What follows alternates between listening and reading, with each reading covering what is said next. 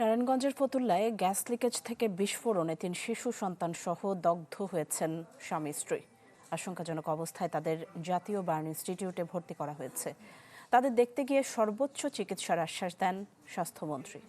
ঈদ আসবে, সাথে ক্যাশব্যাকও আসবে। নিজের বা প্রিয়জনের জন্য কেনাকাটায় এবারও নগদ পেমেন্টে পাচ্ছেন দারুণ ক্যাশব্যাক। তাই যাই কিনুন, পেমেন্ট করুন নগদে।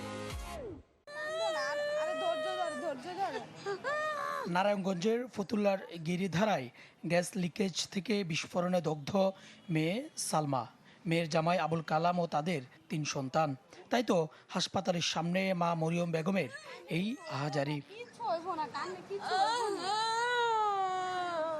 সকাল 7:30টার দিকে হঠাৎ বিস্ফোরণে পড়ে যায় পরিবারের সবাই। দ্রুত আনা হয় জাতীয় বার্ন ইনস্টিটিউটে।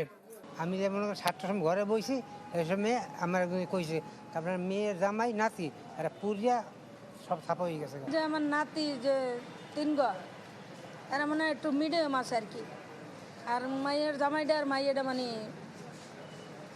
মানে বেশি ইয়ে আর কি। ডাক্তার জানায় এই দুর্ঘটনায় আবুল কালামের শরীরের 95% পুড়ে যায়, বাকিদের অবস্থাও আশঙ্কাজনক। দুপুরে তাদের দেখতে হাসপাতালে যান স্বাস্থ্যমন্ত্রী। বলেন, দগ্ধদের চিকিৎসার সর্বোচ্চ ব্যবস্থা করা হচ্ছে, প্রতিশ্রুতি দেন আর্থিক সহায়তারও। এখানে আমাদের সর্বাত্মক সর্বশ্রেষ্ঠ যে ট্রিটমেন্ট আছে, আমাদের সম্মানিত ডাক্তারগণ সেই ট্রিটমেন্টগুলি করতেছেন। এখন এইচডিইউতে নিয়ে যাওয়া হবে সব রোগীকে, আর্থিক ব্যবস্থা করা হবে, আমাদের চেষ্টার কোনো ত্রুটি থাকবে না।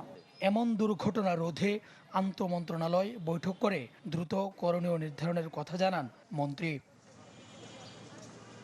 সুলতান মাহমুদ আরিফ, চ্যানেল 24, ঢাকা।